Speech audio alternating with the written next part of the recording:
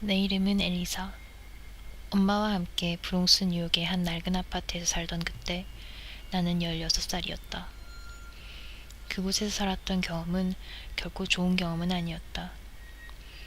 이웃들은 왠지 모르게 나를 소름 돋게 했고 밤이 되면 혼자 주변을 걸어다니는 것도 마음이 편하지 않았다. 복도식 아파트였던 그곳에 우리 집은 7층의 제일 끝에서 두 번째 집이었는데 한 가지 이상했던 것은 제일 끝에 있던 집, 바로 우리 옆집에 살던 그 이웃은 이상하게도 항상 현관문 앞에 앉아 내가 집으로 돌아올 때마다 나를 쳐다보곤 했다. 엄마와 함께일 때도 예외는 아니었고 엄마는 나에게 그 사람을 조심하라고 했다. 이름도 모르는 그 흑인 남자, 흰 머리를 가진 60대 후반 정도로 보였던 그 남자는 나를 볼 때면 항상 감정이 없는 듯한 얼굴로 쳐다보곤 했는데 어느 날부터인가 내가 지나갈 때면 안녕이라고 인사하며 오싹하게도 내 이름을 부르곤 했다. 나는 그 남자가 어떻게 내 이름을 알아냈는지 이상하게 생각했지만 물어보진 않았다. 어느 날 밤이었다. 엄마가 저녁 타임으로 일을 하시던 날이라 나 혼자 집에 있어야 하는 날이었다. 나는 밤 9시쯤 집으로 돌아왔고 그 이웃 남자는 평소와 같이 현관문 앞에 앉아 걸어 들어오는 나에게 오늘은 엄마가 늦게까지 일하시는지 물어보았다. 멍청하게도 나는 순간적으로 고개를 끄덕이며 그렇다고 대답했고 그 남자도 고개를 끄덕이더니 아무 말도 하지 않았다. 움찔한 나도 아무 말도 하지 않은 채 최대한 빨리 집으로 걸어 들어가 문을 잠궜다. 집으로 돌아온 나는 간식을 먹고 빨래를 돌리고 샤워를 했는데 샤워를 하는 동안 마치 드릴 소리 같이 울리는 이상한 소리가 들렸다. 꽤나 거슬리는 소리였지만 나는 그 소리가 어디서 왜 나는 소리인지는 알지 못했다. 집안에 혹시 다른 누군가가 있는 건 아닌지 걱정이 되어 샤워를 일찍 끝내고 나온 나는 욕실 바깥에서도 그 소리를 들을 수 있었다. 그 소리는 내 방에서 난 듯했고 나는 욕실에 두었던 옷을 얼른 주워 입고 내 방으로 들어갔다. 다행히 내 방에는 아무도 없었는데 방을 뒤지는 동안 벽에서 아주 작은 구멍을 보게 되었다. 이상한 생각이 든 나는 구멍을 살펴보기 위해 가까이 다가갔는데 그 구멍을 들여다본 순간 나는 너무 겁을 먹고 놀라 주저앉았다. 내가 본 것은 나를 들여다보는 눈이었다. 벽 반대쪽에서 나를 쳐다보고 있는 눈. 그리고 그때서야 나는 알아차렸다. 이 벽은 그 오싹한 옆집 남자의 집과 우리 집 사이에 있는 벽이고 그 이상한 소리가 어디서 났던 것인지. 나는 욕실로 달려들어가 사방을 둘러보았다. 벽 한쪽에 내 방에서 찾은 것과 똑같은 사이즈의 구멍이 있었다.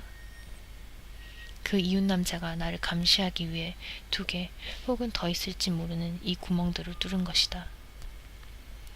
나는 당장 엄마에게 전화를 걸었고 그때 나는 미친 듯이 두들기는 노크 소리를 들었다. 그 이웃 남자였다. 그 남자는 당장 문을 열라며 그 구멍은 자기가 뚫은 게 아니라며 소리를 질렀다. 겁에 질린 엄마는 당장 경찰에 신고하라고 했고 5분도 되지 않아 경찰들이 도착했다. 그 후 엄마는 그 이웃 남자를 스토킹, 사생활 침해로 고소했고 아파트 관리인은 그 남자를 쫓아내고 벽에 낸 구멍들을 메우고 보상하게 했다.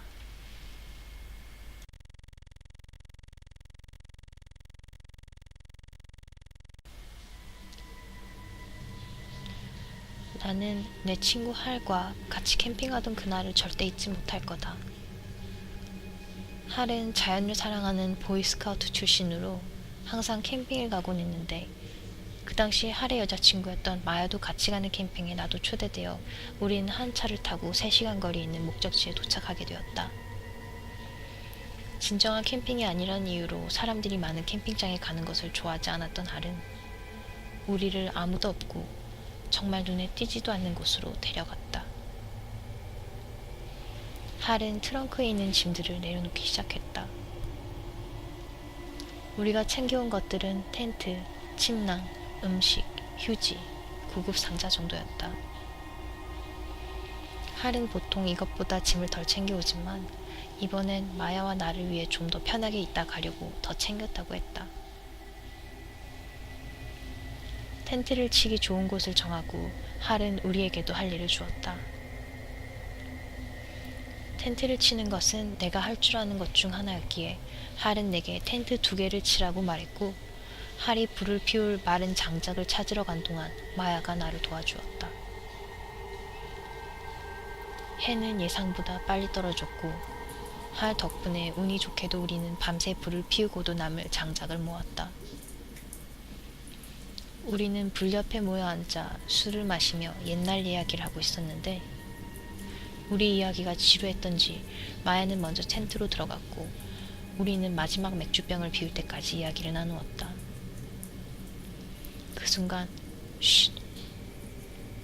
할이 무슨 소리가 들린다고 했다. 나도 뭔가를 들었다. 캠프파이어 너머로 들리는 발자국 소리였다. 할은 아마 사슴일 거라며 확신했고, 곰이면 어쩌냐고 걱정하는 나에게 할은 곰이라면 이렇게 불 가까이 오지 않는다며 안심시켰다. 발자국 소리는 마치 우리를 둘러싸고 걷는 듯했고 시간이 갈수록 크게 느껴졌다. 발자국 소리가 정말 가까워졌을 때 우리는 이상한 으르렁거리는 소리를 듣게 되었고, 혹시 늑대가 아니냐는 나의 물음에 할은 대답하지 못했고 텐트로 들어가라는 천지만 했다. 텐트로 들어온 나에게 으르렁거리는 소리가 점점 더 선명하게 들려왔고, 그때야 나는 이건 늑대나 곰, 그 어떤 동물의 소리도 아니라는 것을 깨달았다. 그 소리는 마치 이 세상에서 나는 소리도 아닌 것 같은 그런 느낌이었다. 밖에 피워둔 불에서 나는 빛이 텐트로 오싹하게 비쳤고, 2발로 걷는 거대한 그 그림자를 본 나는 소리를 지르지 않기 위해 손으로 입을 틀어 막아야 했다. 내 텐트로 걸어오던 그 그림자는 방향을 바꿔 할과 마야의 텐트 쪽으로 갔고, 곧 나는 마야의 비명소리를 들었다. 나는 무슨 일이 일어나고 있는지 알지 못하던 그때 할과 마야가 텐트 밖으로 달려나가며 도망치라고 소리 지르는 것을 듣고 나도 텐트를 뛰쳐나와 그들을 따라 달렸다. 불빛 하나 없는 곳으로 도망치면서도 우리는 우리가 뭔가에 쫓기고 있다는 것을 알 수 있었고, 맨 뒤에서 쫓아가던 나는 내 뒤로 바짝 따라오는 발소리를 들을 수 있었다. 기적과도 같이 할은 우리를 차가 있는 곳으로 데려갔고 우리는 뒤도 돌아보지 않고 차에 타고 달렸다. 30초 정도 달렸을 때 우리는 막다른 길이라는 것을 알았고, 차를 뒤로 빼는 동안 나는 혹시나 우리를 쫓던 것을 보게 될까 겁이나 손톱만 물어뜯고 있었다. 마침내 우리는 숲을 벗어났고 우리는 최소 100만 원 가치가 되는 모든 짐과 장비들을 그곳에 두고 나왔다. 하지만 우리는 절대 다시 그곳으로 돌아가지 않았다. 나중에 마야는 그 2발로 걷는 무언가가 텐트를 찢으려 달려들었다고 말했고, 할은 전에 그런 건 듣지도 보지도 못했다고 했다. 할은 그것이 2발로 걸었다는 것밖에는 아직도 그게 무엇이었는지 알지 못한다. 누군가는 그게 사람이 아니었는지 어떻게 아냐고 물을 수 있겠지만 우리는 그것이 내던 소리와 몸집의 크기만 생각해 보더라도 그것이 사람은 아니었다는 걸 알 수 있다. 누구나 한 번쯤은 무섭고 설명할 수 없는 일들을 겪곤 하는데 이 경험이 우리에겐 그런 경험이었다.